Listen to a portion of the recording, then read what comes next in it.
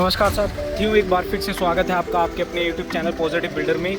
आज जो है वो कंस्ट्रक्शन का सेकंड डे है और आज जो है वो हम नीचे जो आपकी PCC डाल रहे हैं। तो आप देख सकते हैं कि ये PCC डालने का काम शुरू हो चुका है और PCC जो है वो 1:5:10 रेशियो में दी गई थी, लेकिन हमने और भी अच्छी फिनिशिंग के लिए इसे जो है चेंज कर 1:4:8 जो है वो कर दिया है। इसकी रेशियो को 1:4 1:8 की रेशियो में जो है वो PCC में 40 mm के साथ साथ 20 mm के एग्रीगेट भी डाले हैं। तो इस तरह से जो है वो हम इस रेशियो में PCC आप देख सकते हैं डाल रहे हैं। और यहाँ पर जो आपकी PCC है उसकी थिकनेस एज पर ड्राइंग जो है वो 4 इंच दी गई है और 4 इंच की थिकनेस में हम PCC करेंगे। PCC के बाद जो है फिर कंबाइंड फुटिंग आप देख पा रहे हैं कि कंबाइंड फुटिंग जो है वो होगी यहाँ पर। तो PCC डालने से हमें जो है वो एक प्लेन सरफेस मिलता है। प्लेन सरफेस के ऊपर ही हम कॉलम की अच्छे से मार्किंग कर पाएंगे, उसकी प्लेसमेंट कर पाएंगे और शटरिंग जो है वो कर पाएंगे।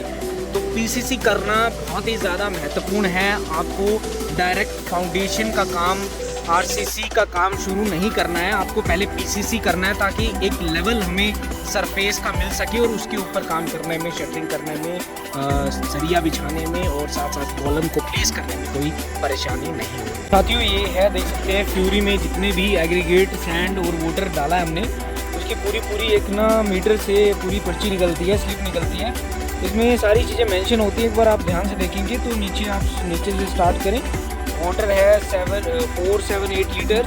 उसके बाद आप देख सकते हैं जैसे जैसे देखो पहले सीमेंट डाला, उसके बाद सैंड डाली या फिर उसके बाद एग्रीगेट डाला, तो स्टेप बाय स्टेप प्रोसेस होता है मिक्सिंग का।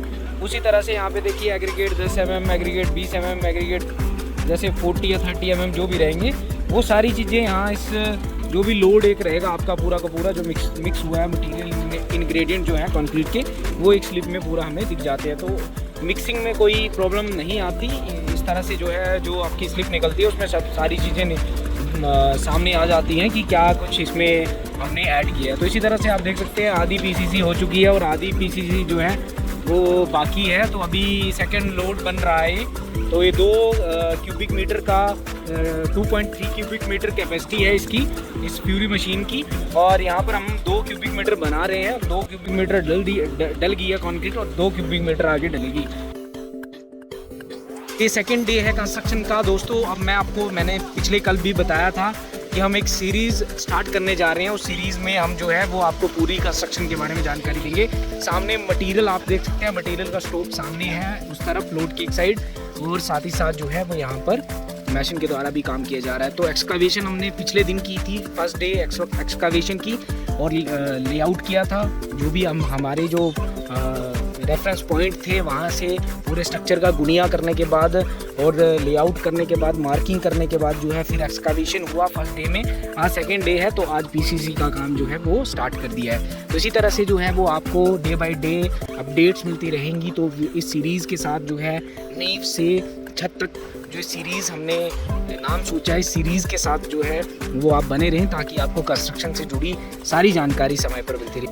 तो साथियों आप देख सकते हैं कि काम चला हुआ है और साइड पे हैं आज भी साथ हैं, जो काम भी रहेगा, ड्राइंग्स भी साथ रहेंगी। उसमें फुटिंग का क्या लेआउट है ड्राइंग के अकॉर्डिंग किया जाएगा और साथ साथ जो है वो कॉलम्स की क्या पोजीशन है, क्या उसका डायमेंशन है, फुटिंग की क्या डायमेंशन है, PCC की क्या डायमेंशन है, कितना हमें एक्सकावेशन करनी है, बिट के साइज़ क्या है, वो सारी चीज़ें ड्राइंग में मेंशन होती है। तो ड्राइंग को रीड करने के बाद ही जो आपके प्लॉट में एग्जीक्यूट किया जाता है सभी कामों को, ताकि हम जो है वो सही परफेक्शन में बिल्डिंग बना सकें।